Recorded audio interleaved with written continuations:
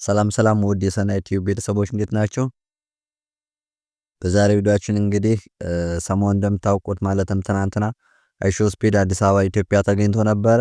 አዲስ አበባ ከገባ በኋላም በተለያዩ ቦታዎች ሲንቀሳቀስ ያጋጠሙትን አስገራሚና አስደንጋጭ ክስተቶችን የምናይ ይሆናል። አብራችሁን ቆዩ። እንግዲህ ቤተሰቦቻችን በመጀመሪያ አዲስ አበባ ከገባ በኋላ የመጀመሪያ ስራው ምንድነው? የኢትዮጵያን አየር ንብረት ለመገምገምና ለመላመድ ነበር የሞከረው። እንደምታዩት የአየር ንብረቱን ለመላመድና ምን አይነት እንደሆነ ለመረዳት ሲሞክር ታይቷል።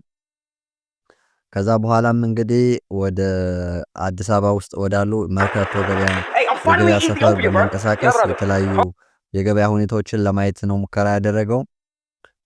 በዚህም ከአንድ ወርቅ ቤት በመገኘት የእጅ ስጦታ ማለትም አምባር የእጅ ስጦታ በነጻ ተበርክቶለታል፣ ወርቅ ቤቱ ማለት ነው። ይህን ካደረገን በኋላ መርካቶ አካባቢ ያሉ ገበያዎችን ማለትም አንድ ስካርፕና ቲሸርት በመግዛት የገበያውን ሁኔታ ለመቃኘት ሞክሯል። ነገር ግን ይህን በሚያደርግበት ጊዜ በዛን ጊዜ የነበሩ ነጋዴዎች ትንሽ የዋጋ ጭማሪ በማድረጋቸው እሱም ትንሽ የገበያው ውድ እንደሆነ ሲናገርና ትንሽ ውድ ነው ምናምን ሲል ታይቷል። ቲሸርቱን ከገዛ በኋላ መርካቶ ገበያ ላይ ያለውን የቀን ውሎ ቻሌንጅ ሲያደርጉት ነበር ሰዎች። በዚህም ፍራሽ አሸክሞ ሲጓዝ ነበር። ይህን ካደረገ በኋላ ቀጥታ ወደላ ማለትም ወደ መስቀል አደባባይ ነበር የተጓዘው። ወደ መስቀል አደባባይ ሲጓዝ እንግዲህ በመኪና ላይ ተሰቅሎ ነው። ማለትም መኪና ውስጥ ላይ አልገባም። ተለይ ከጋቤና ከመኪና ከላይ ነበረ ተሰቅሎ የነበረው።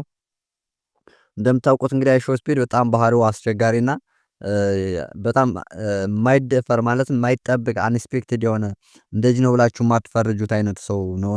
የማይደፈሩና በጣም አስፈሪ የሚባሉ ነገሮችን የመሞከርና አስቸጋሪ ቻሌንጅ የሚባሉ ነገሮችን የመስራት ብቃትም አቅምም አለው። እንደምታዩት በሌሎች የአፍሪካና የዓለም ሀገራት ሲንቀሳቀስ እንዳያችሁት በጣም ከባባድ የሚባሉና አስቸጋሪ የሚመስሉ እንዲሁም በተወሰኑ ሰዎች ብቻ ስፔሻል ተደርገው የተያዙ ወይም ሪከርድ ተሰብሮባቸው የተያዙ የሚመስሉ ስራዎችን ሲሞክርና ሲሰራ አንዳንዶችንም ሲያሸንፍ ነው የሚታየው። ይህ እንግዲህ በብዙዎችም ተወዳጅ እንዲሆንና ብዙዎችን እንዲናፍቁት የሚያደርገው አስገራሚው ባህሪው ነው። ለዚህም ይመስላል እንግዲህ መኪና ውስጥ ከመግባት ይልቅ ከመኪና ላይ ነበር ተሰቅሎ የተጓዘው። ከዛ በኋላ ከመኪና ከወረደ በኋላ በጣም አስቂኝ አስገራሚ ክስተቶች ተፈጥረው ነበር። የተለያዩ ባህላዊ ቴንቶችን አቅርበውለት ነበር። ይህን ካደረገ በኋላ በፈረስ ላይ ተሰቅሎ የኢትዮጵያን አረንጓዴ፣ ቢጫ፣ ቀይ ባንዲራ ያለበትን ባንዲራውን ከፍ አድርጎ በማውለብለብ የኢትዮጵያን ፍቅር ለማሳየትና ህዝቡን ምን ያህል እንደሚወድ ፍቅሩን ለመግለጽ ሞክሯል። ከዛም በኋላ ፉከራና ሽለላ ነበር የቀረበለት። በተለይም በአንዲት ሴት የነበረው ፉከራና እንቅስቃሴ በጣም አስገራሚ ነበረ። ብዙዎችንም ሲያስደነግጥና ሲያስገርም የነበረው ይህ ጉዳይ ነው።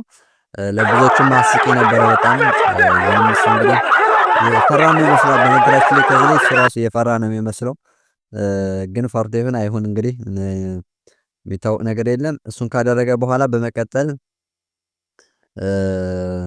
ምንድነው የሆነው? የኢትዮጵያ ቡና አፈላል ስርዓትንና ኢትዮጵያ ደግሞ የቡና መገኛ መሆኗን እየነገሩት እንዲሁም ስርዓቱን ነበር ሲያሳዩት የነበረው። ይህንም ከሰማ በኋላ በጣም ሲገረምና ኢትዮጵያ የቡና መገኛ እንዴት መሆኗ ምናምን እያለ ሲጠይቅ ነበረ። እሱን ካደረገ በኋላ ቡናም ጠጥቷል። ቡና ከጠጣ በኋላ በጣም መነቃቃት እንደፈጠረበትና ይህን ካደረገ በኋላ ትልቅ ስሜት እንዲሁም ትኩረት እንደተሰጠው ነበረ የተናገረው በሚቀጥለው እንቅስቃሴዎቹ። ሲቀጥል ደግሞ እንግዲህ በጣም ሁኔታውን በጣም አስገራሚና እንዲሁም የአይሾ ስፒድን ወደ ኢትዮጵያ ያደረገውን ጉብኝት አይረሴ ከሚያደርጉትና የብዙዎችን ሳቅ በሳቅ ፍርስ ያደረገው ድርጊት ምንድነው? ከኢትዮጵያው ስፒድ ጋር መገናኘታቸው ነበር።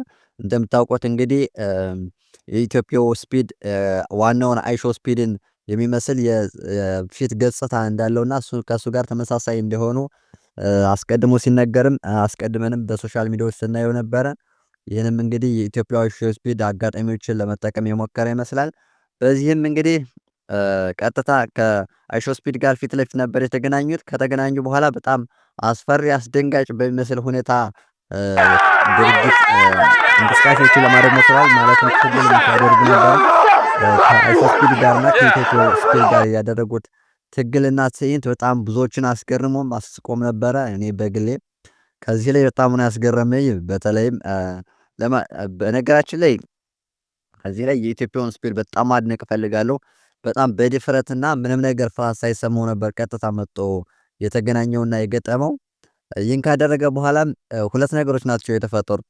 አንደኛው አይሾስፒድ ይህን ነገር ስላልጠበቀና እንዴት ይህ ነገር ተመሳሳይ እኔን የሚመስል ሰው እንዴት ይኖራል ብሎ በጣም በመገረም ሲናገር፣ እንዲሁም አባትህ እናትህ ማን ነው እያለም ሲጠይቅ ታይቷል።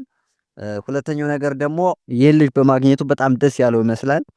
በጣም ደስተኛ እንደሆነ በተለያዩ ፎቶዎችም በሌሎች ነገሮችም ለማሳየት ሞክሯል። ከዛ በኋላ ደግሞ ምንድነው የሆነው? እንደምታውቁት ዚምባብዌ በሄደ ጊዜ ዚምባብዌ ውስጥም ስፒድን ዋናውን ስፒድን አይሾስፒድ ማለት ነው የሚመስል ልጅ ተገኝቷል ተብሎ ከአይሾስፒድ ጋር ነው እየዞረ የሚገኘው። ምክንያቱም ተመሳሳይ ናቸው ተብሎ ማለት ነው። እኛው የኢትዮጵያ አይሾስፒድም እንግዲህ ይህን አጋጣሚ ነው ለመጠቀም የሞከረው።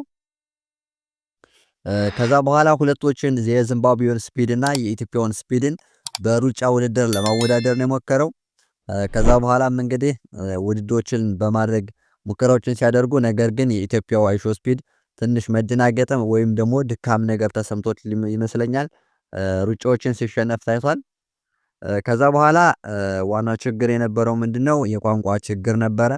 እንግዲህ የኢትዮጵያው አይሾስፒድ በጣም በቋንቋ ሲቸገርና በተለይም በሩጫ ሰዓት እንኳን ዋን ቱ ስሪ የሚሉ ቃላቶች ጠፍተውበት ሲደናገጥ ታይቷል። በነገራችን ላይ አንዳንድ ሰዎች በሶሻል ሚዲያ ሌላ ትልቅ ቋንቋ ባይችል እንዴት ዋን ቱ ስሪ የሚሉ ቃላት ይጠፉበታል፣ እንዴት ማወቅ ያቅተዋል እያሉ ትችት ሲያቀርቡ አይቻለሁኝ። ነገር ግን የኔ ሀሳብ ልጁ ዋን ቱ ስሪ የሚሉትን ቃላት ጠፍተውት ወይም እነዚህን ማወቅ አቅቶት አይመስለኝም። ነገር ግን ምንድነው መጀመሪያ ከአይሾስፒድ ጋር በነበራቸው ትግልና ከተገናኙ በኋላ ባደረጉት ሰጣ ገባ ተደናግጦ ነበር። ማለትም ልጁ በጣም ድንጋጤ ውስጥ ገብቶ ነበረ።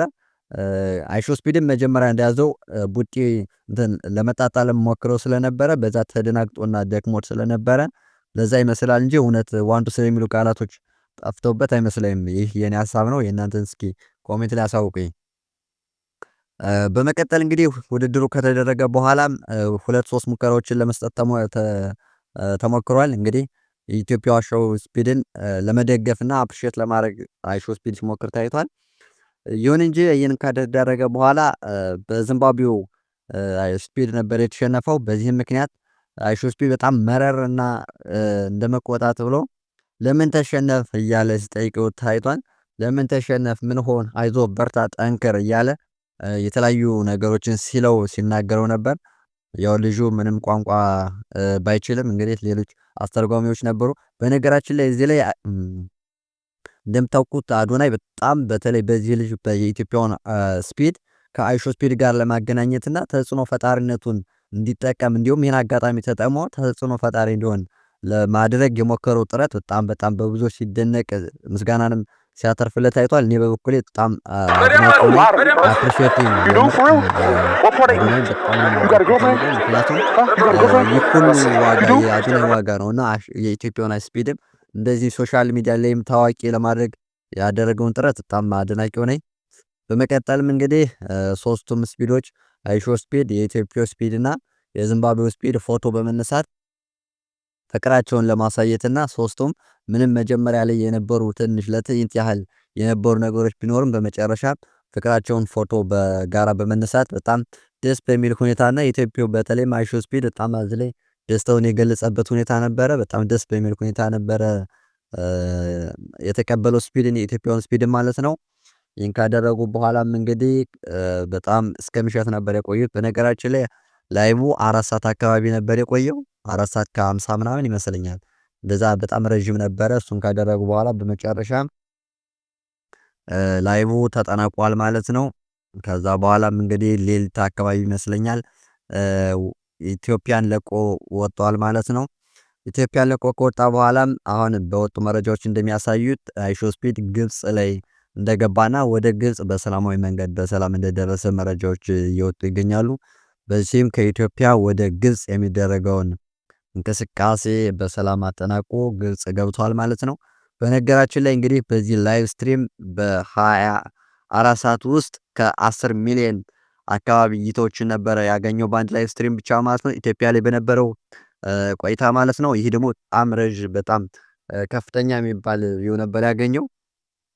ከዚህም ባሻገር በኬንያውያን ተይዞ የነበረውን የሰብስክራይበር ሪከርድ ኢትዮጵያውያን ሰባብረውታል ማለት ነው።